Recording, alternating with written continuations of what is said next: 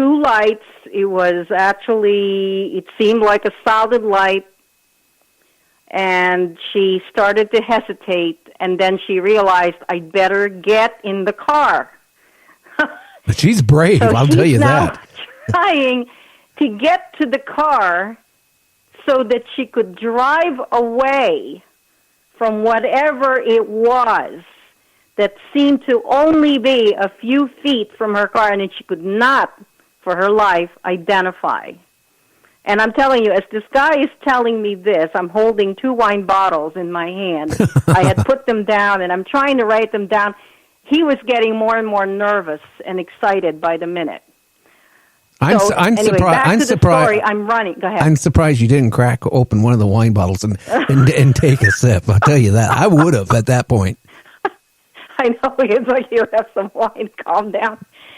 So she's running to the car, and, you know, you've got the clicker or whatever it is. She's clicking away at it, trying to make the clicker work. The clicker is dead.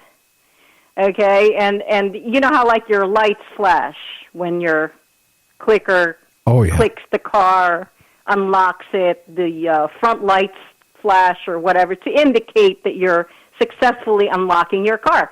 It was not happening. So, of course, she's getting more and more frantic. Whatever it is was just there. Okay, no one was coming out. So she finally gets to the car. Finally, it beeps to let her know that the car is unlocked. She opens the door. She gets in, and the next thing she knows is that somehow she's been propelled to face the back of the car, with the door still open. She doesn't know why, but suddenly she's just standing there with the driver's side door open, facing the back of the car. So here we are. Now this light is bright. She's now closer to whatever the object is, and something is approaching her. Do you want to guess what it is, Gary? I got a funny feeling that at this point my hair would be my hair. I'm looking at my arms right now. It's standing up. You got to go ahead and tell the listeners what it was. So now the park is pitch dark except for this brightness that's behind the car, which is obviously elevated higher than her car. She's rooted to the ground. She cannot move. She doesn't understand why. All she knows is that she is so terrified and in disbelief that she could not move. And this being, creature, whatever you want to call it, is approaching her. It's a bipedal. It is taller than her. And as the glare from the lights, okay, if you can just picture now, kind of recede, and this creature comes closer and closer to her. It is about 7 feet tall, and it is a praying mantis. Uh-oh. Now, some people say that they are friendly towards humans, but then I hear a lot of reports that they are not friendly. Well, you decide whether this one's friendly or not. Whatever it was, came up to her and extended one of its hands. She thought it looked like a wand.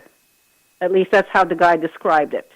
It extended some kind of like an arm or whatever it was like a very thin appendage, like a wand. And somehow she became unconscious, and the next thing she remembers is she's sitting in the car. The driver's side door is now closed. Birds are chirping, and it's morning. Oh, wow. So she lost quite a few hours. She lost quite a few hours. So, I mean, dinner time went, the whole evening just simply went. She came to, realized where she was, and then she started recalling the last thing she saw. So she then looked down because the creature had touched her, she thought, in the chest. she had scoop marks all the way down to her knees and past her knees. Oh, wow. And they were very even. Sounds like she was abducted, and she was one of the lucky ones that got returned. Right. And apparently they went to the doctor. I mean, she contacted her boyfriend, the gentleman who was sitting in front of me, and she was hysterical. She didn't know whether to tell him or not, decided she would tell him. He took her to the doctor. The doctor had no explanation where the scoop marks came from. They weren't bleeding. It didn't look like an injury. There were just indentations on her leg. Interesting. I wonder if she ever went and had x-rays or anything done to see if she was implanted. That I don't know. I would have loved to have followed up, and, he told me that please don't report this. We don't want anybody coming up and following and, filming us or whatever people do. I guess sometimes, you report something to MUFON, and next thing you know, people are coming to your door. I tried to reassure him, try to get a phone number, try to get some contact information, and it was like, no, I just thought, you might have an explanation. And I told him sincerely I thought it was an abduction because she had missing time. Did she get irradiated? Did she have any marks on her, or did she feel nauseous? I mean, I'm not a doctor. And he said, no, the doctor just couldn't explain what those marks were. There were indentations on her legs that went all the way down to her ankles. Well, and they were pretty even. Yeah. A lot of people say, these grays or whatever type of aliens, a lot of people keep saying on my show that they're friendly towards men. But if they're friendly towards men, why would they abduct somebody and do experiments? I'll just, real quick story. One of my hosts I have on Saturdays, Michael W. Hall. He is a lawyer in the state of Washington. He was also a judge pro tem in our state. Very credible guy. He's into UFOs. He runs a group called the UFO I-Team where they're trying to prove UFOs exist.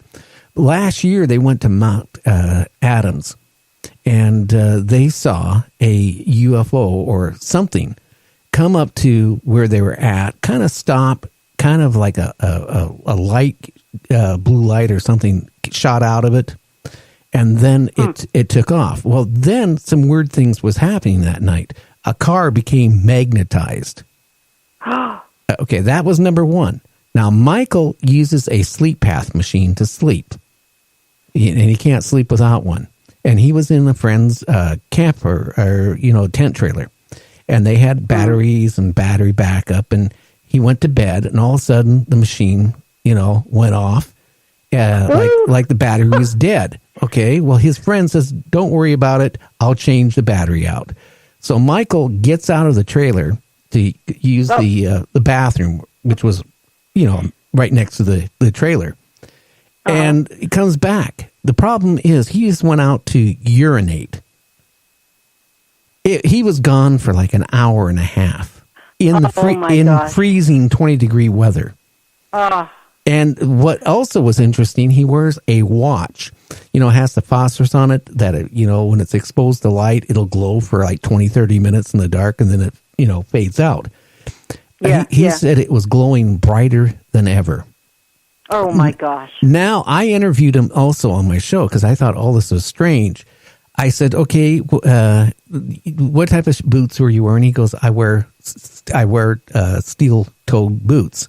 And I said, okay, do you have a compass? And he went and got a compass. And I said, okay, check your boot. And all of a sudden, the compass went on the left boot, went crazy.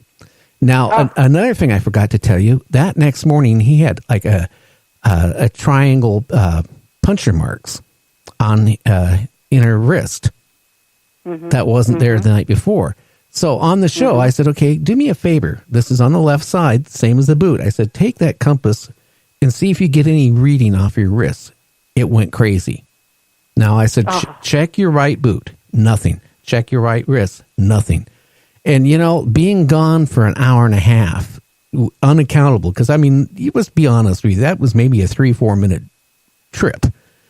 And it turned out to be an hour and a half. And I really feel Does he remember anything at all? He remembers going to the bathroom and coming back, and only seemed like a minute or two, not an hour and a half. To see the seat path machine has a computer in it, so it tells you how long it's off for. So that would be a perfect subject to hypnotize. Yeah, I think he has been hypnotized. I need to get him back on the show and find out what the results were. But, that's what I'm trying to say, too, is a lot of people are abducted. They don't realize what's going on with them. And that's the scary part. Mm-hmm, mm-hmm. And it's more prevalent now. I know there's some prevalence to the grays, the short grays with the huge eyes, and then the tall grays. And I've heard conflicting reports as to whether they're benevolent or malevolent, or whether they're actually just kind of like a drone, like they are actually responding to a command of something. One thing I do know, and you mentioned the triangular marks. There's a gentleman that's at Temple. I think maybe he might have retired by now, David Jacobs. I don't know if you're familiar with the name. He is an abduction specialist. Yeah, sounds really familiar. Yeah, so he actually was at a MUFON conference, and he was showing films of people who actually had implants removed from the back of their ear or from somewhere in their neck. There was one, I think it was somewhere in the palm of their hand. He alluded to these small triangular pieces that were taken out. And if you see that show that recently just aired, Project Blue Book, I think the last topic they had was an implant that was, I think they were dramatizing the Betty and Barney Hill case in this one. And he had a small disc that he had extricated on his own from the back of his neck, which is kind of implausible. I mean, the man would faint if someone just sliced his neck open and opened something like that. But that's just an aside. What I've noticed is there was another case, and this is from out of state. This is a state that is on the Canadian border, on the U.S. side, where there was a woman who lived in a huge house. This was a case that came across to me through dispatch during the period of time I was on the STAR team. And this woman actually feels that whatever it was had given her cancer. Yeah, a lot of people say that these aliens and abductions actually heal them, but then I've also heard other people that were in great health, like one person I was talking to, that they just had a physical and all that stuff done, and then after abduction, all of a sudden they had all kinds of illnesses, one right after another. Mm-hmm. Now, whether maybe they were trying to make the person aware that they had an illness in progress, or maybe they were trying to intervene, or maybe they were experimenting. So you've got two different agendas, obviously. In the case of this woman, she was a middle-aged woman. She lived alone in a huge house that used to be, the house where her children were born and raised. Whatever this was came into the bedroom through the window. And, the interesting part about these reports, and I don't know if you remember the Andreasen affair, they come in through the walls of the house. Yeah, walk right through. They walk right through. So obviously they're multidimensional. They are not exactly like you and I in the sense that if I walked right through my door and the door is closed, kaboom. They go through the door. So even if it was locked, they're in the house. In her case, they came right through the window. They flew right through the window. And once again, the creature was something that was insectoid. So there's a prevalence of these types of creatures. And it actually proceeded to try and open her stomach through her navel. I actually got to talk to this person because I was on shift at the time, and it came through, and I thought this could be something where they could dispatch a team to investigate. she got opened up. And then she reported